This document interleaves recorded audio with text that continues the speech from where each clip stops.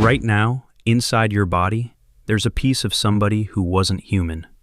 Not a metaphor, real DNA, from a different species, sitting in your cells while you watch this. And you've probably already pictured how it got there. Most people do. A bigger, heavier caveman, a human woman, something taken. Quietly for about 20 years, that's close to the story science told itself too. Nobody wrote it down that bluntly, but it was the shape sitting in the back of everyone's mind. Then, this February, a team at the University of Pennsylvania actually sat down and read the chromosomes. All of them. And the real story isn't the ugly one. It's stranger than that. Because it had a pattern. The same pairing, over and over, for thousands of years. Neanderthal men, human women, almost never the other way round. And the fingerprint they left behind was hiding on the one chromosome nobody thought to check, the X. Most people think Neanderthals are the embarrassing cousins in the human story, the dumb ones, the ones who lost. Half of that is just wrong, and it's the half that matters. Here's the thing they don't really teach you. If your family comes from anywhere outside Africa, Europe, Asia, the Americas, anywhere, you are about 2% Neanderthal. Right now, today. It's in your immune system, the way you shrug off a cold this winter, or don't. There's a Neanderthal variant tangled up in how your blood clots, one that nudges how your nerves carry pain, how much it actually hurts when you stub your toe in the dark.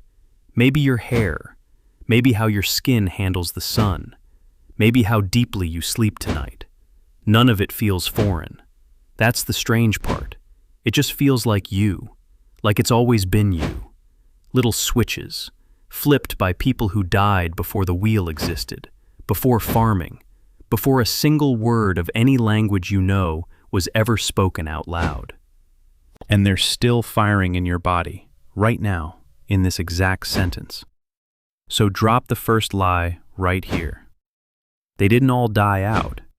A lot of them just folded into us, got absorbed, one baby at a time, until there was no separate line left to point at. But here's where it gets weird. When scientists first mapped all that Neanderthal DNA scattered through us, they found a gap, a big one.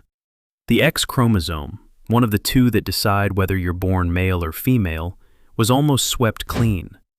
Long, empty stretches, no Neanderthal DNA in them at all.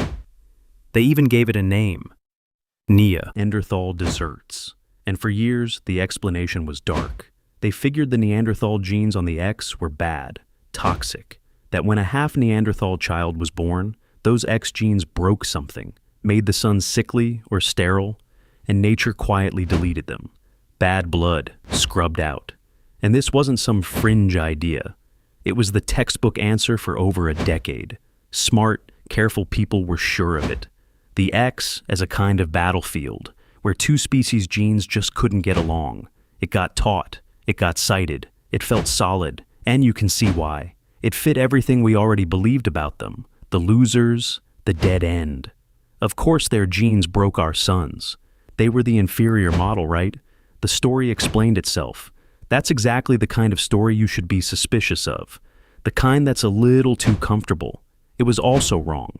The Penn team, Alexander Platt, Daniel Harris, and a geneticist named Tishkoff, went at it from the other side. Not just what's missing in us, what's sitting inside the Neanderthals. And the Neanderthals had the exact opposite problem. Their X chromosomes were stuffed with human DNA, a 62% excess of it compared to the rest of their genome. Were nearly empty of Neanderthal X. They were flooded with human X. That is not what poison looks like. Poison goes one way. This is a mirror. And a mirror means it was never about good genes or bad genes at all. It was about who paired with whom. Stay with me, because this next part is the whole thing, and it's simpler than it sounds.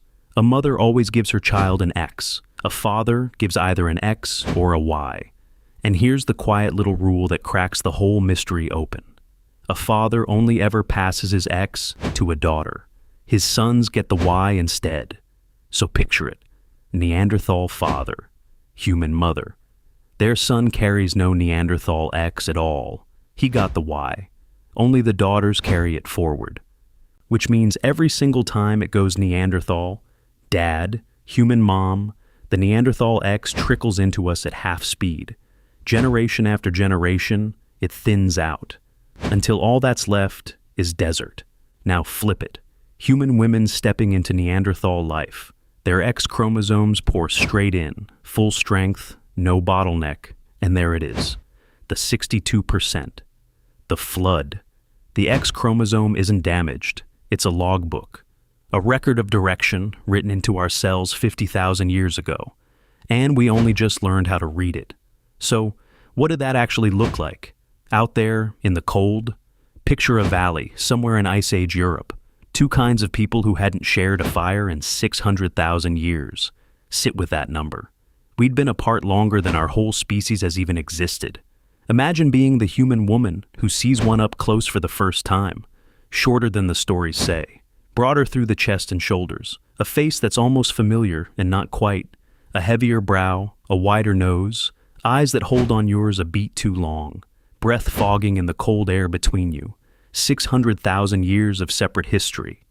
And somehow, still recognizable. Still a person. Cold. Hungry.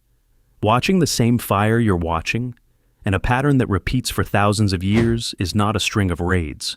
Raids don't run like clockwork across a whole continent, generation after generation, for that long. Something quieter was going on. Bands crossing paths at a river in a hard season. Sharing warmth because the alternative was freezing. People met. People chose. And children came who were a bit of both. A heavier brow, a human laugh, a way of holding a spear that came from one parent, and a way of singing that came from the other.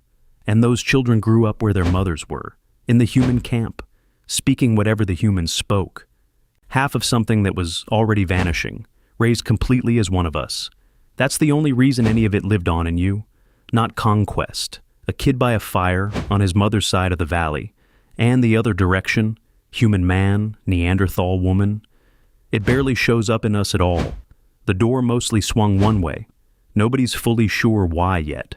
Maybe those children stayed with the Neanderthals and went down when they did.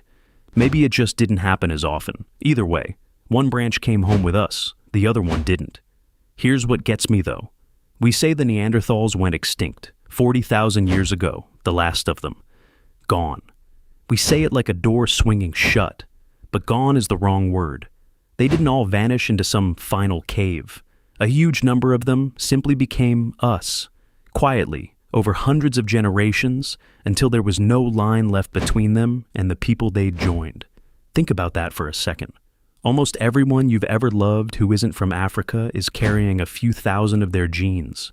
Your parents, the person sitting next to you, strangers on a train you'll never speak to, handed down through more generations than you can picture, a chain of mothers and fathers, unbroken, all the way back.